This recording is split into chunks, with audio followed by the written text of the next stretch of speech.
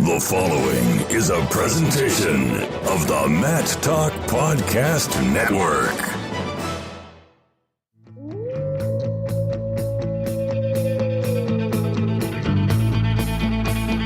The mind of Pat Popolizio is a wondrous thing.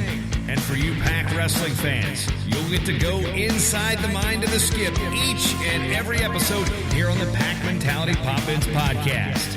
Now, here's your host, NC State Director of Athletics Digital Communications, Brian Reinhardt.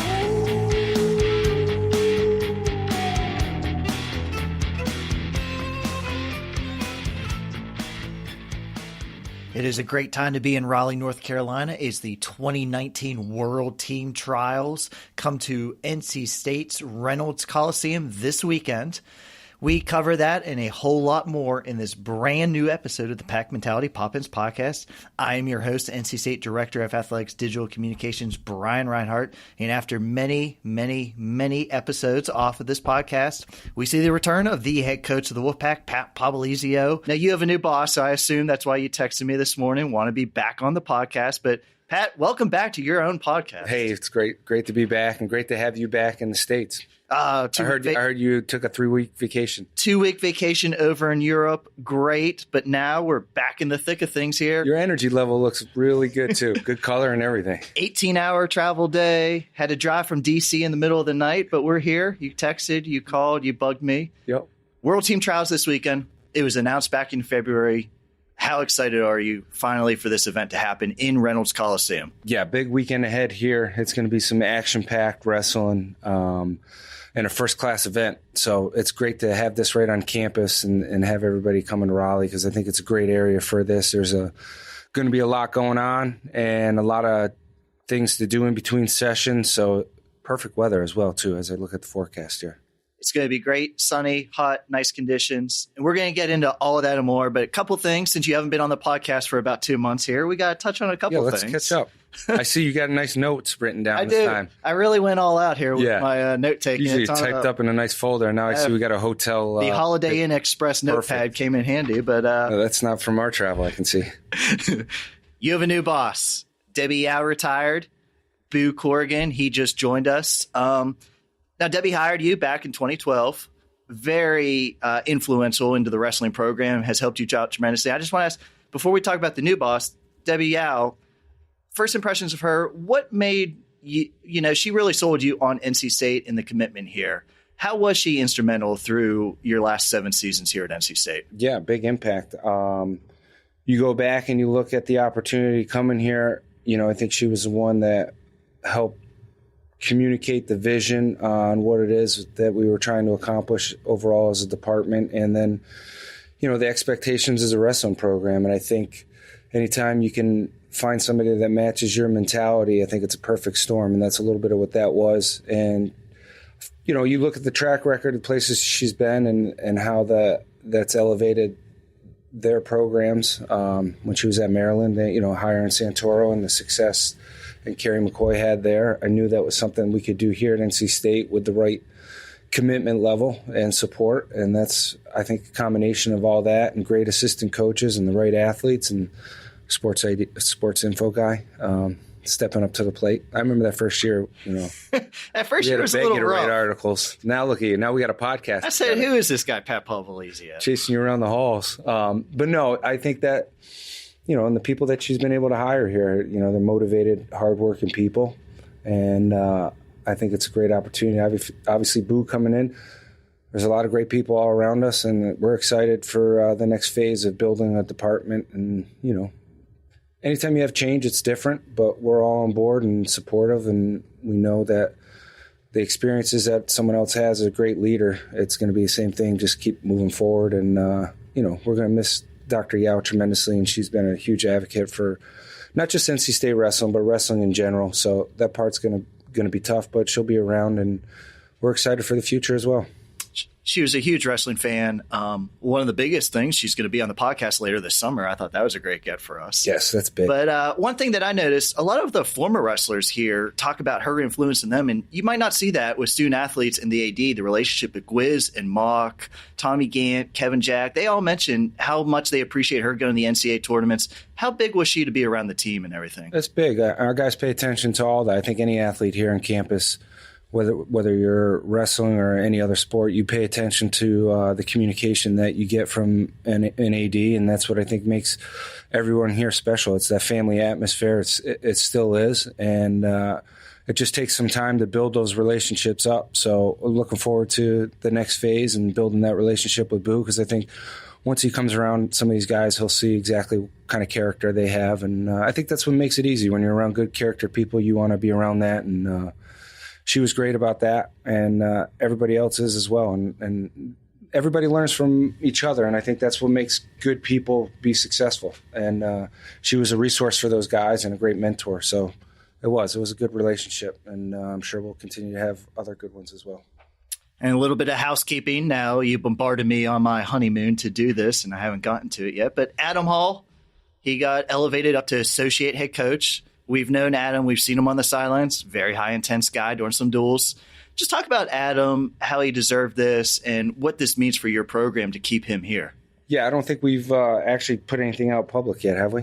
No, well, this was it. Okay, so this is going to be it. Yeah. No, it's one of those things when we talked him coming to Raleigh to coach a couple years back. I promised him if he stayed committed to us, we would do everything in our power to make sure he's in position to continue to grow professionally, and the work ethic that he's put into NC State wrestling on top of just all the administrative side of things to developing student athletes, you couldn't ask for a better quality person. And his work ethic is up there as the best I've ever seen or been around. He can grind all day long. He's here sun up to sundown, and that's why we've continued to move forward with this program, is people like him. And we're committed to excellence, and that was one of the things he asked, is to be promoted, and it was an easy decision to do because of how hard he's worked, and we want to take care of the people that take care of us here. And he's already doing interviews without going through me on Flow. You can read the World Team Trials fan guide. Adam broke down a lot of the local restaurants. Your thought on some of his selections? Well, first of all, I've learned to make sure that everybody goes through you. Just let's clear the air there, since we're on our own podcast. I had to take a couple of the places off that he had on there. I told him, let's support the places that support us. A lot of these places donated some things for us this weekend. A lot of them help us out when we're doing different events here. So this tour guide's a little bit of personal liking, and then also people that support us as a program. So we want to give back to them who give back to us, and that's where you get. I think my favorite on there is Cup of Joe. Big shout out to Cup of Joe yet best again. Best coffee in Raleigh, and I sure do my cause to support them. So stop by, get a good cup of coffee over there. Okay, well, maybe someday. What's yours? I tell you. I don't know if we can talk about some of the. No, we can't talk about some of these pubs that you like over there. I tell you, yeah. We're not in Ireland anymore. There's some good places over in Ireland. I encourage anybody to go over there. I saw a lot of great inside of the pubs and bottom of the glasses of the pints. So, I mean, it was a fun time over there. But, one other thing, current news, we don't get talking to too much of the current team, but Intermat and Flo both had your incoming recruiting class in the top 20. In wrestling nowadays, a lot of your incoming guys redshirt as soon as they get here. It's a little bit different. But another top 20 recruiting class. How proud of you of that, Mark? It's good. I've learned over time that those recruiting classes rankings don't really mean a whole lot. What means a lot is the development. Glad I brought it up. Yep. Okay, thank you. Let's take Machiavello, a perfect example, and Tariq Wilson, who weren't in a recruiting ranking class, but they scored us a lot of points at the NCAA tournament. So that's really what we've focused in on, is who fits our mentality and philosophy as far as recruiting goes. And we've really focused hard on that and try to get away from any kind of ranking system there is, because at the end of the day, you find the right kid, athlete, and you put them in the right environment, they're going to excel. And that's something that Adam, Donnie, Obi, myself and Kevin, Melissa, everybody on our staff works really hard to make sure we do continue to find those kids. So yeah, it's great to be recognized because it's a lot of hard work on our coaches, but at the end of the day, the development and what they accomplish is most important. You talk about development just real quickly, maybe not name names, but there's going to be a lot of transition from this past team. I think you're losing 5 or 6 starters. Yep. You had a very large class redshirt. Yes. How important is the summer here? Crucial. This past year was definitely a development year. We knew that as we were going into the year, and we did have a lot of positives, but we knew this was going to be a year we had to focus on development on and off the mat. I think we had 18 guys this past semester get above a 3.0, and that's from freshmen. A lot of freshmen. A couple guys had a 4.0. Trent and Hayden both got 4.0s. So across the board, we have a very motivated group of kids, and then it's just getting in rhythm with them and getting in sync, and we are there. And it's going to be a fun summer with training with these guys because they're focused and they're committed to being extremely competitive. So, yeah, you'll see a lot of new faces in our lineup next year. I know that the young guys are going to challenge some returners who have been starters here for their spot, and I think that's healthy. It's going to make some guys work a little extra harder this off season if they want to hold their spot. And we're talking about this weekend, very big in Raleigh, North Carolina, Reynolds Coliseum, the World Team Trials, both the senior and junior division for freestyle. And I did crunch some numbers on all that travel that I was doing. But you're a numbers guy. 3 current guys, 7 former wrestlers, 9 guys that currently train at your RTC. There is going to be a very big NC State influence in the team trials this weekend. Yeah, there is. I don't know.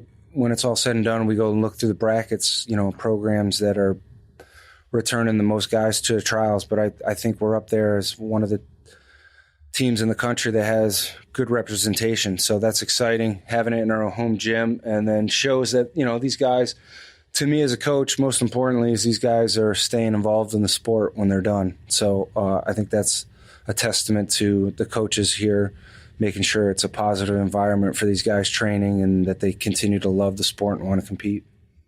And last podcast, we had Obi Blanc on, and he broke down the U.S. Open. He filled in for you. He didn't get paid or anything for that podcast. So he got a bonus money. You really banked on that one sitting out. But he explained the whole U.S. Open process. Can you explain the World Team Trials process and what these guys are fighting and competing for? Yeah, a lot of this comes down to the end now, having the opportunity. Basically, if you win here or make the finals, you're on a national team. There is true second, so that definitely can play into it. But guys that are in the finals here will be on a national team. Doesn't mean you're the guy representing Team USA at the World or Olympics. But if you look in past history, there's always guys that unfortunately get injured last minute, and they get guys to fill in for them. Joe Colon did that, I think, this past year and got called up and medaled. So it opens the door to a lot of different opportunities, and eventually, you take that next step to go and wrestle and compete at the Final X. So you'll have Rutgers up there where Nick's in the finals wrestling, and then I think it's the weekend after is Lincoln, Nebraska. So, yeah, guys will have the opportunity to make Final X and put it on the line to make the world team. And you talked about him, Nick Wisdowski. He'll be in the building. He's advertised it on Twitter many of times. Yep. But he's not going to be wrestling because he has already advanced to Final X, which will be in June. So Nick, for this weekend, I would say, is he going to sit back, watch 125, and see who he's going to get in that Final X? Yeah, I think he already knows, the guys that he's got to compete against, and it's an opportunity to watch and see some things. But I think it's also a good training opportunity for him as well, a weekend where he can train and focus on himself, and then as well sit back and watch some of the best wrestling in the U.S. So he's here. He's been on the road a lot the last couple weeks competing, and then Colorado Springs, and then State College, and then now here till the final stretch of the Final X. So he's gotten in some really good training, and looking forward to his time coming here when he gets to compete in the Final X and focusing in on one opponent. And I guess we should start with the junior freestyle world team trials. You have 2 current guys. They both redshirted this past season. Jarrett Trombley is at 61 kilograms and Trent Hidley is at 86. Each are a little bit different. Jarrett went to the U.S. Open, got a 6th-place finish, so he's going to be in the Challenge Tournament, which you have to win the tournament to advance to the finals. But just talk about Jarrett this past year. Not many people might know him as he was a red shirt, but he really performed well at the U.S. Open, and his freestyle is something that really helps his kind of wrestling style. I think he's just improving all around. You look at where he came in the high school. This season he had as a red shirt, he's made a lot of progress, and any true freshman, you get your exceptions here and there. They have some bright moments and some low moments, and we've seen that a little bit with all our red shirts this past year, and now you're starting to see that jump of, hey, I'm no longer a true freshman. And he did. He had some really big wins in that tournament against some really good competition, and he had a couple letdowns. But, again, we're learning to be consistent, and we know how talented and how good he is and how hard he works. And I'm excited to see him compete again because the more time he gets to train, the better he continues to get, especially having the workout partners that he has in our room. And mentioned Trent Hidley. Now, Trent won the U.S. Open, so he does not compete in the tournament. He sits in the finals, which will be a best 2 of 3. Saturday, he'll wrestle the winner of his weight class, who he's basically already seen all those guys. So I was going to say, at the U.S. Open, first of all, Trent, 86. Was that something you wanted him to go up to 86? Yeah, we made that decision about halfway through the year, just looking at his style of wrestling. We felt that it was best for him to make that move up, and looking at our lineup for next year, we can move some guys around a little bit to strengthen our lineup. And I think it's a great weight class for him. It's shown that it's a good weight class for him because he's got the power to wrestle up a weight and can focus strictly on technique, training, and it's showing that he is continuing to improve. But, yeah, he had a great tournament out there. I felt like he dominated that weight class and beat some really high-level guys, and he didn't leave anybody in the match. So he should have a lot of confidence going into this championships here and knowing that all he's got to do is win 2 matches and he's on the world team. And, for the level that he works at, he needs to take this and get these 2 wins. He's got best guys in the country to train with between Tommy, Mock, Timmy. Sometimes he jumps up, wrestles some bigger guys, Nick and Casper. So he's got some of the best guys right in the room to work out with. You mentioned that U.S. Open. He went 5-0, outscored his opponents 42-6, and that 86 weight class at U.S. Open, it was a who of who's in the top 10 of the rankings, coming in as a freshman. So great tournament. Kind of got some eyes and ears on him. But his brother Hayden, we haven't seen him since the NCAAs. He took a little bit of time off. He didn't go right into the U.S. Open because he already qualified for these World Team Trials. And we're going to see him on the senior level at 70 kilograms. What have you seen of Hayden since his NCAA run?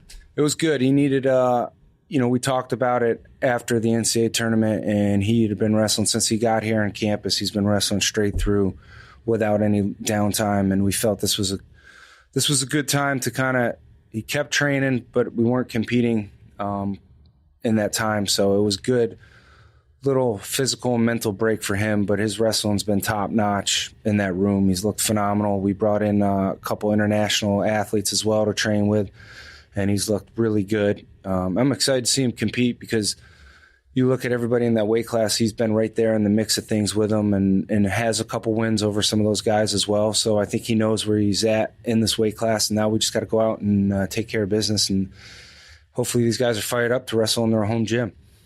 And Hayden qualified for these World Team Trials because he was on the U23 team. Another member of that U23 team, a recent graduate, Sean Fowles, he's going to be up at 61 kilos. He might have been up to 180 after that NCAA tournament, but he's back down now, and he went out.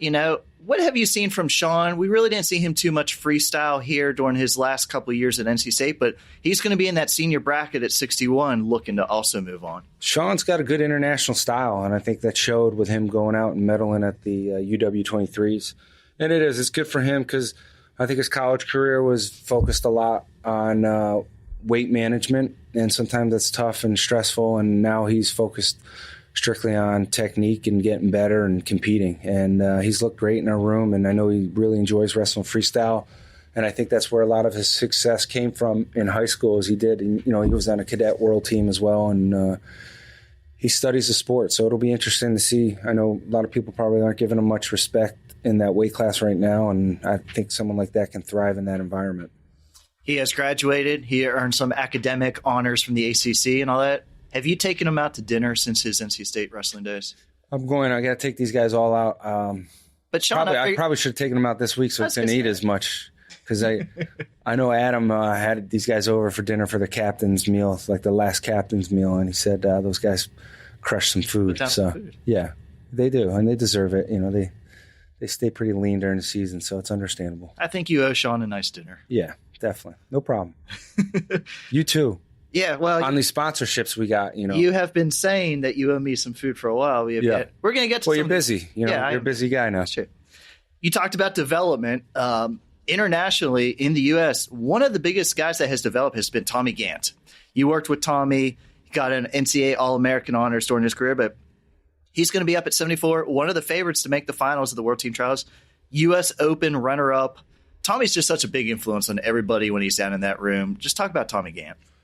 Yeah, I think he's one of those guys. You look back at his career, having a losing record, redshirt year, and maybe that first year here. Didn't even start, I think, his first year here at NC State. And he was one of those perfect storms, a guy that had that work ethic and mentality and just hard nose, everything that you want out of a student athlete he had. And he's been extremely consistent now with his training.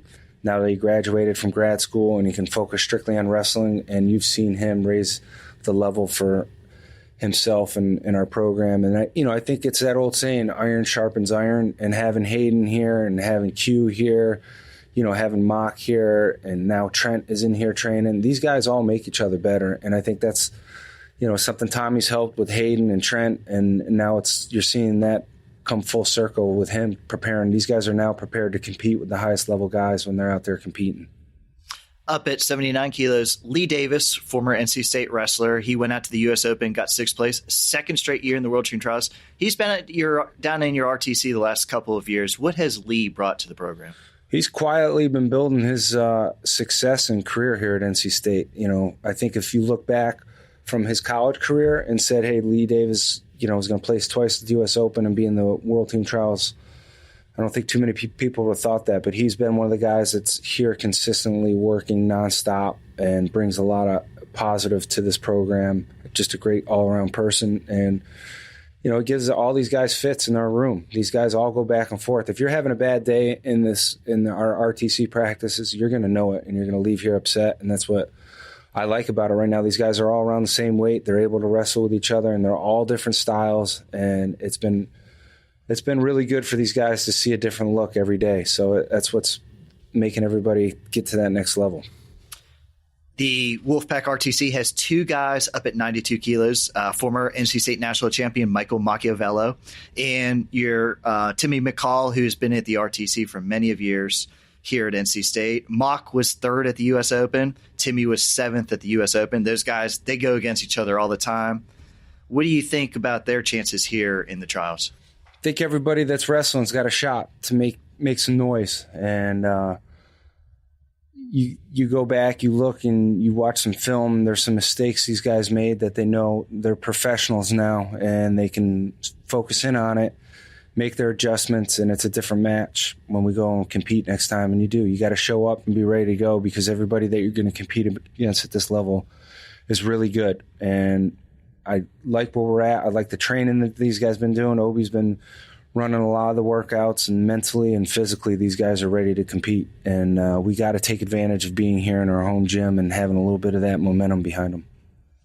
And finally, one guy, he's had a heck of a transformation these last couple of months. 97 kilos, Michael Boykin. Michael was at heavyweight his last couple of years, went out to the U.S. Open, reached the semifinals, ended up in 6th place overall. But he's thrown his hat in here at the RTC in training for these World Team Trials. What have you seen out of Boykin?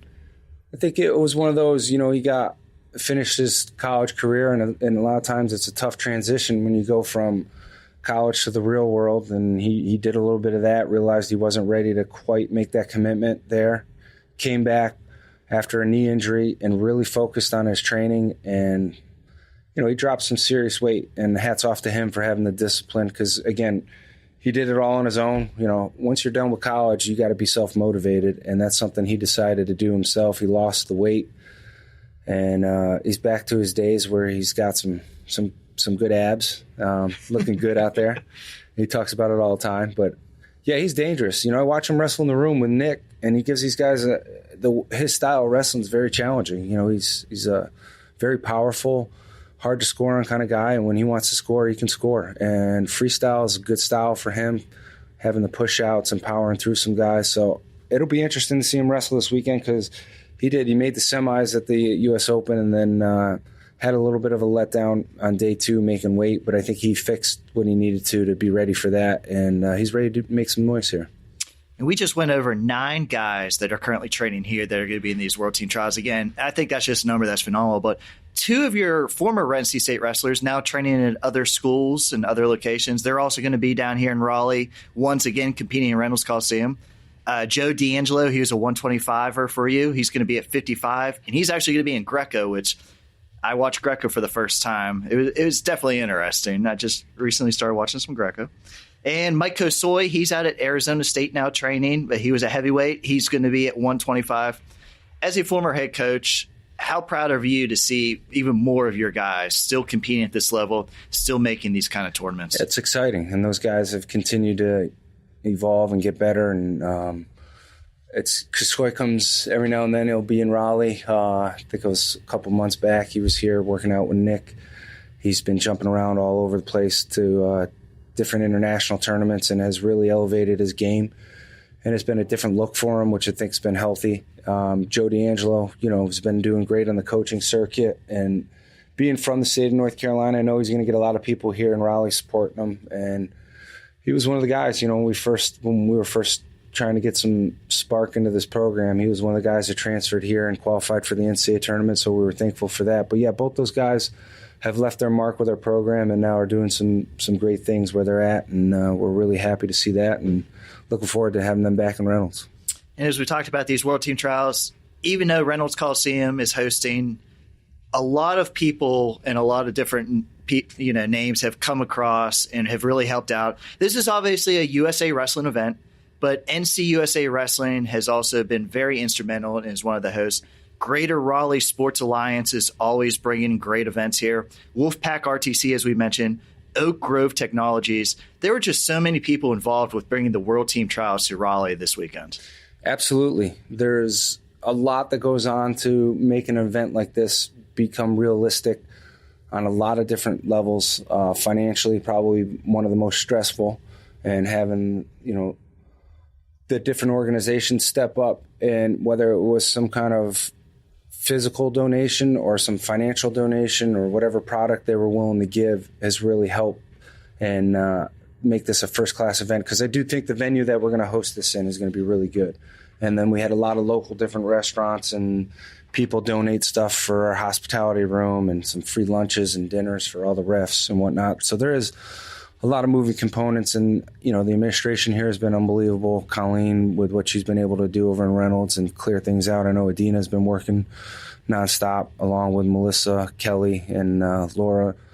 They're all right now, I think, working probably 20-hour days, and it's a lot of it's volunteer stuff. So it's going to be a really big event, and having everything that we need in there is going to be huge. And Will went out, got us a couple good sponsors as well. So we're sitting good right now on food, so you might as well make it over there, get you something to eat. I would appreciate a meal, but that is one thing Obi talked about. The Wolfpack RTC, it's really just run through donations, and that's something that might not be publicized as much, of how NC State Wrestling, Wolfpack RTC, we need some donations. It gets these guys going to international tournaments, gets these guys moving around the country.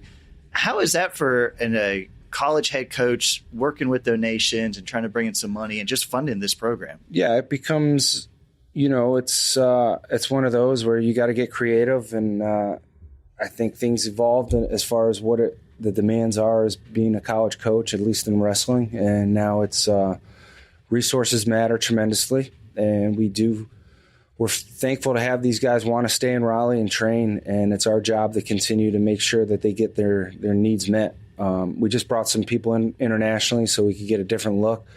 You're paying for their flights here, putting them up in a hotel for 15 days. It adds up quick, and sending these guys different places to train. Nick going on the road sometimes, and Mock and Tommy, you name it. They're all flying different places. So it's on top of that, you're paying salaries and bonus money. So it's the more the merrier, and it's been helping, and it's showing, and it does transfer over to the college guys because they benefit a great deal when it comes to training in the off season and having mentors all around us. So it's been a great transition. We've been very thankful to have some key players step up financially and give us some good donations, and we're always looking to add. And so I know you got a salary increase, Brian, so if you could go ahead and increase your donation, that would be appreciated. I must have not seen that salary increase yet, and I keep looking. I'm waiting. But maybe off this podcast. We have had a lot of people step up, very generous in their donations. We are always very thankful, especially with the World Team Trials. A lot of this we have had to do through donations. So I know, Pat, you and your staff are very appreciative for people that have given any amount of money. It could be from $10 up to thousands of dollars to NC State Wrestling. Yeah. That's the key to it right now, is continue to keep people active, people that have been supporting us, and obviously keep growing. And we've been able over the last month or two to get some new people that have not been connected to our program involved, and it's going to have a huge effect. Sometimes it takes a year or two to put the resources into play, but we've been thankful enough to have some people step up and help us in that way. I'm not sure if Debbie Yao listened to the podcast. I never did get that raise, even though I begged. But Boo, if you're out there, if you're listening, I deserve some more money. Actually, we need to hit Debbie up now. Now that she's no longer employed here, we can ask her to support our RTC. But Boo, I would appreciate a little pay raise. I haven't met you yet, so I'm looking forward to that. But all joking aside, this is going to be a great weekend. International wrestling, freestyle, Greco, men's, women's, juniors. There is going to be a lot of action in Reynolds Coliseum. Definitely. There's probably I think we got 4 mats down right now, so nonstop, and obviously some of the best wrestling you get to see in the U.S. when you got all the guys from the NCAA's past history and this current year, and then all our guys added to it. It's a perfect storm, and looking forward to it. Pat, appreciate you being on. Hopefully we can get you on a podcast before the season starts once again. Yeah, and if you're not too stuck in the hospitality room this weekend, maybe we can get you out there to write some articles for us. Pat, always great to catch up with you. Appreciate your time. You're busy. Great weekend of action. Please come out and support wrestling. You can buy tickets at the door. Wrestling's going to be going on Friday, Saturday, Sunday. A lot of action in Reynolds Coliseum. Until next time, Wolfpack Wrestling fans, go Pack.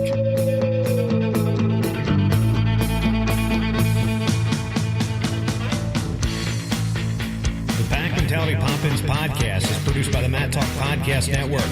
For more wrestling podcasts, go to MatTalkOnline.com.